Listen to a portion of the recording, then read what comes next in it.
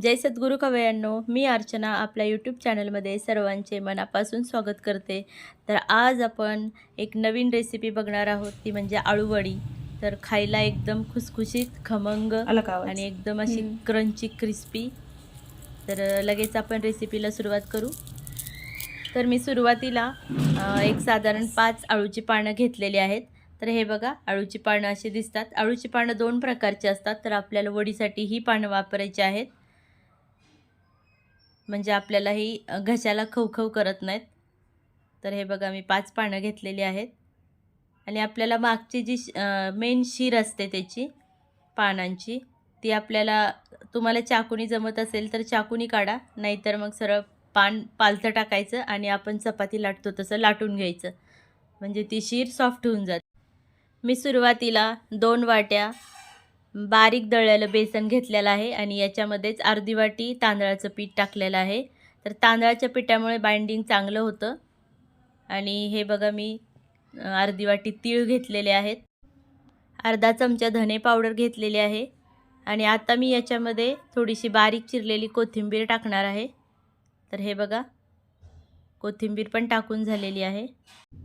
नंतर मी यामध्ये अर्ध लिंबू पिळून टाकलेला आहे। तुमच्याकडे जर चिंचेचा कोळ असेल तर चिंचेचा कोळ टाकला तरी चालेल, किंवा नसेल तर अर्ध लिंबू पिळा, टेस्ट एकदम भन्नाट येते। आता मी यामध्ये पाव चमचा हिंग टाकत आहे आणि यानंतर आपण थोडासा ओवा चोळून टाकणार आहोत। तर हिंग, ओवा ह्या डायजेस्टिव्ह गोष्टी टाकत चला, म्हणजे कारण आपण डाळीचं पीठ वापरणार आहे, तर डाळीच्या पिठामुळे पोटाला त्रास व्हायला नको। तर हे बघा, माझा ओवा पण टाकून झालेला आहे। आता आपल्याला थोडंसं वाटण करायचं आहे, त्यामध्ये हिरव्या मिरच्या, मीठ वगैरे टाकायचं आहे। तर हे बघा, मी हिरव्या मिरच्या घेते, तुमच्या घरात जसं तिखट लागतं त्याप्रमाणे हिरव्या मिरच्या घ्या। त्याच्यामध्येच थोडंसं आलं टाका, नंतर 10-15 लसणाच्या कुड्या टाका। हे झाल्यानंतर आता आपल्याला हे मिक्सरला लावायचं आहे। तुम्ही आत्ता जरी मीठ टाकलं तरी चालेल।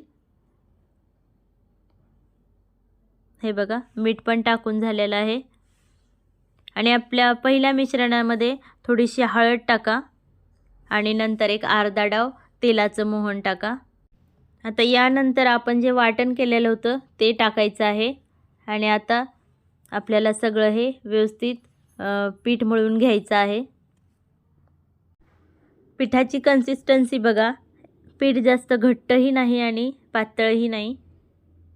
मी हे असं पीठ बनवलेलं आहे, तुम्ही याच्यापेक्षा थोडंसं पातळ केलं तरी चालेल, काही प्रॉब्लेम नाही।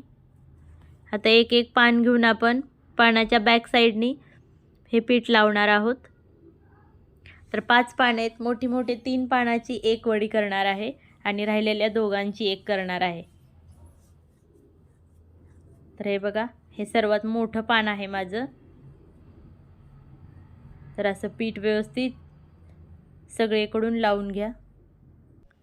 पानाला पीठ व्यवस्थित लावून झाल्यानंतर बघा, वरच्या बाजू मी कशा फोल्ड करते, लक्ष देऊन बघा, कारण आपल्याला याचा एक स्क्वेअर बनवायचा आहे। दुसरा पण असाच आपल्याला फोल्ड करायचा आहे, हे बघा, आणि त्याला पण व्यवस्थित पीठ लावून घ्या।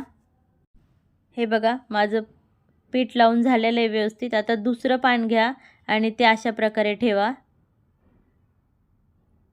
व्यवस्थित अरेंज करा। आता दुसऱ्या पण पानाला असंच पीठ लावून घ्या आणि वरचे पण फोल्ड सेम ॲज टू मगाशी सारखेच करून घ्या। हे बघा, माझ्या दुसऱ्या पानाला पण व्यवस्थित पीठ लावून झालेलं आहे। आता मी शेवटचं एक छोटंसं तिसरं पान त्याच्यावर ठेवत आहे। हे बघा, याला पण हे मी आता सुलटच ठेवलं आहे, तुम्ही दोन्हीही बाजूनी पीठ लावू शकता, तसं काही नाही, पालथंच टाकलं पाहिजे। हे बघा, आता मी याला पण व्यवस्थित पीठ लावून घेतलेलं आहे।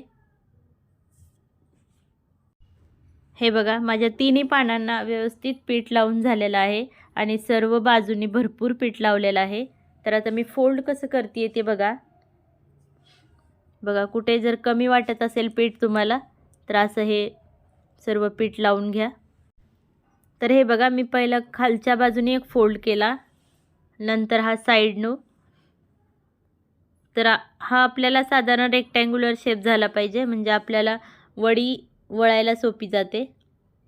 हे बघा, ही दुसरी बाजू, बघा झाला ना रेक्टँगल.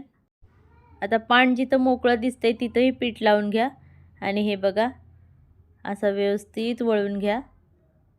जस्ट फोल्ड करायचं आहे आपल्याला, बस. बघा किती सुंदर झाली आहे. आता आपल्याला उकडायला ठेवायची आहे. अशाच दुसऱ्या 2 पानं राहिलेले आहेत त्याची मी वडी करून घेते आहे. हे एक्स्ट्राचं पीठ आहे. हे लावलं तरी चालेल, नाही लावलं तरी चालेल, कारण हे नंतर निघूनच जातं.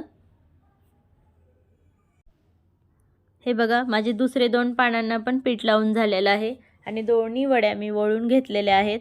आता आपल्याला स्टीम करायला ठेवायच्या आहेत. तुमच्याकडे स्टीमर असेल तर स्टीमर वापरा, नाहीतर हे बघा आपला साधा सोपा सेटअप करा. खाली एक कढई ठेवा, त्याच्यावरती आपली पुरणाची जाळी ठेवा किंवा मोदक पात्र ठेवा. त्याच्यामध्ये आपल्या 2 वड्या बसतील अशी एक डिश ठेवा आणि याच्यावरती एक पॅक झाकण ठेवा, बस. आता आपल्याला ही एक 15 ते 20 मिनिट उकडायला ठेवायची आहे किंवा कुकरमध्ये एखादी शिट्टी काढली तरी चालेल. हे बघा वड्या उकडायला ठेवून 15 ते 20 मिनटं झालेली आहेत. तर आपल्या वड्या शिजलेत का नाही ते बघू आपण.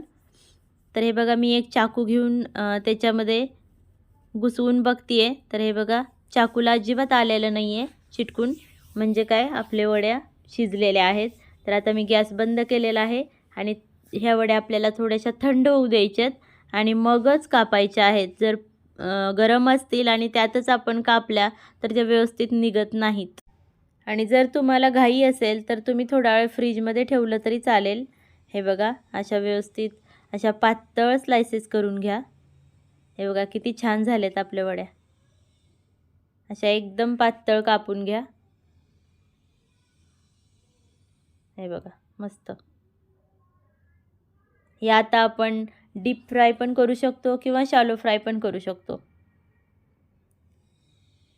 हे बघा एक एक अशा व्यवस्थित तेलात तळून घ्यायच्या आहेत. मी साईड बाय साईड तेल ठेवलं होतं गरम करायला. अशा उकडून ठेवलेल्या वड्या आपण नंतरही तळून घेऊ शकतो, म्हणजे गरम गरम जेवताना खायला. तर हे बघा मी एकाच वडीच्या पूर्ण अशा छोटे छोटे स्लायसेस करून घेत आहे आणि पूर्ण तळून घेत आहे.